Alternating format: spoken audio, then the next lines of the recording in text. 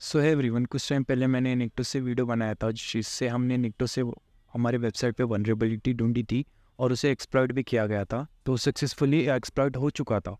तो हमने उसमें बहुत सारे टूल्स का यूज़ किया था और मेथड बहुत ही बड़ा हो गया था। तो उसी को सॉल्व करने के लिए हमने विवली का यूज़ किया है। तो एक मैं आपको पॉइंट रखना चाहूँगा कि हमें किसी एक टूल पे डिपेंड नहीं रहना चाहिए, हमें बहुत सारे मल्टीपल पॉसिबिलिटीज़ पता ही होना चाहिए। तो कभी कभार अगर मान के चलो कोई एक टूल काम नहीं आया तो दूसरे टूल से हम वो काम ईजिली कर पाए। तो उसी की जैसे ये वीडियो ये, लेकिन ये बहुत ही ईजिली है क्योंकि वीवली में ज़्यादा कुछ है नहीं और बहुत पावरफुल टूल ही है। So hey everyone, this is Karen. आइए शुरू करते हैं।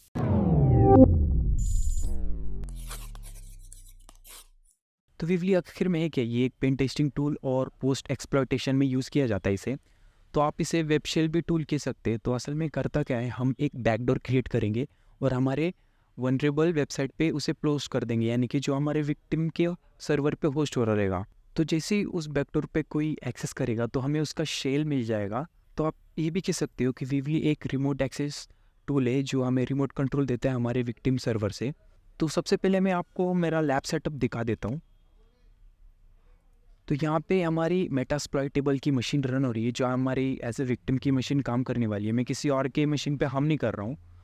तो मैं इसकी पहले आईपी दिखा देता हूँ आपको। तो यहाँ पे आप देख सकते हैं, यहाँ पे 109 है और हमारी लिनक्स की भी आईपी कुछ ज़्यादा डिफरेंस नहीं होने वाली क्योंकि हम दोनों एक ही नेटवर्क में हैं। तो यहाँ पे आप देख सकते हैं लास्ट में 111 है और यहाँ पे ये उसकी वेबसाइट है जो हमने किया था 109। लेकिन हम इस पे एक्सप्लॉइट नहीं करने वाले, हम क्या डेव डायरेक्टरी में करेंगे। तो यहाँ पे हमने इंटर किया। तो यहाँ पे आप देख सकते हैं यहाँ पे सिर्फ एक ही डायरेक्टरी है, rahul.txt। और मैं ये प्रूफ के लिए दिखा देता हूँ कि ये यही मशीन पे वो डायरेक्टरी सर्व हो रही है। तो मैं एलएस कर देता हूँ। यहाँ पे आप देख सकते हैं यहाँ पे rahul.txt है। तो आइए पहले हम इसका बेसिक कॉन्सेप्ट देख लेते हैं कि असल में कैसे क्या होने वाला है। तो आप यहाँ पे भी देख सकते हैं ये हमारी अटैकर की मशीन है और यहाँ पे हम एज अ मेटास्प्लॉइटेबल इसे कंसिडर कर लो। और मेटास्प्लॉइटेबल पे हम अपनी वेबसाइट को होस्ट कर रहे हैं।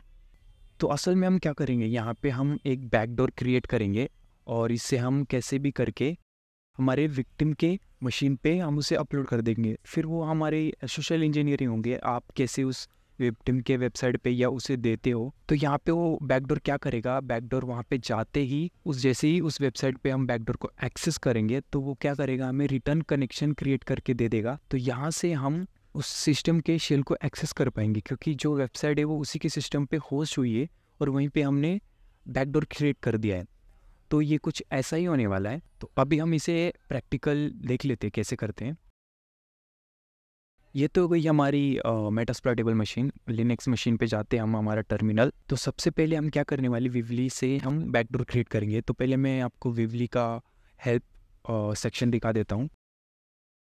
तो यहाँ पे कुछ है नहीं ज़्यादा, ये बहुत ही सिंपल टूल है लेकिन बहुत ही पावरफुल टूल है, आपको बहुत ही यूज़ करने में ईजी होगा। तो यहाँ पे इसका जनरेटर न्यू एजेंट के लिए दिया गया है। तो हम इसे पहले बैकडोर बनवा लेते। तो सबसे पहले मैं सीडी यानी कि हम डायरेक्टरी चेंज करेंगे, हम डेस्कटॉप पे क्रिएट करेंगे। यानी कि आप देख सकते हैं यहाँ पे, एक मिनट में दिखा देता हूँ। तो यहाँ पे कुछ भी नहीं है, तो यहाँ पे ही हम क्रिएट करेंगे। तो सबसे पहले हम डेस्कटॉप वाले डायरेक्टरी में चले जाते हैं। हम डेस्कटॉप के डायरेक्टरी में आ गए, मैं दिखा देता हूँ। यहाँ पे आप देख सकते ये हमारा वॉलपेपर और बाकी की चीज़ें। तो आइए हम वेवली का बैकडोर जनरेट करते हैं। सबसे पहले तो इसका कमांड है वेवली। यहाँ पे हमें पासवर्ड देना पड़ेगा ताकि अगर हमने उसे वहाँ पे अपलोड कर दिया और पता चल रहा है हमारे बैकडोर का कोई और यूज़ कर रहा है तो इसका कुछ मतलब नहीं हुआ ना। तो यहाँ पे हम पासवर्ड दे देंगे, मैं ज़्यादा कुछ हार्ड नहीं देने वाला हूँ। ये हमारा एज अ पासवर्ड है 5, ओके।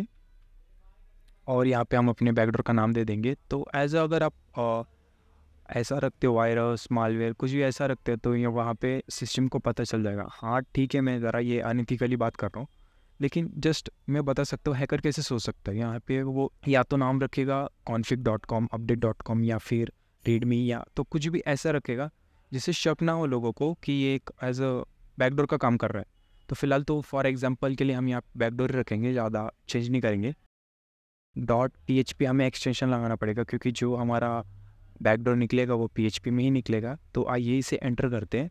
तो यहाँ पे देख सकते हैं, यहाँ पे बैकडोर हमें जनरेट करके दे दिया है, बहुत ही फास्ट इसने हमें जनरेट करके दिया। तो इसके बाद हमें क्या करना पड़ेगा, इसे हमें अपने वेबसाइट पे, हमारी जो वेबसाइट है उस पर हमें डिप्लॉय करना पड़ेगा। तो यहाँ पे आप कुछ भी यूज़ कर सकते हो, सोशल इंजीनियरिंग आप कैसे भी, अगर वो वर्डप्रेस यूज़ कर रहे हो तो उसके फाइल में कैसे भी अपलोड कर दो, या फिर अगर उसके वेबसाइट में पुट मेथड है तो उसे अपलोड कर सकते हैं।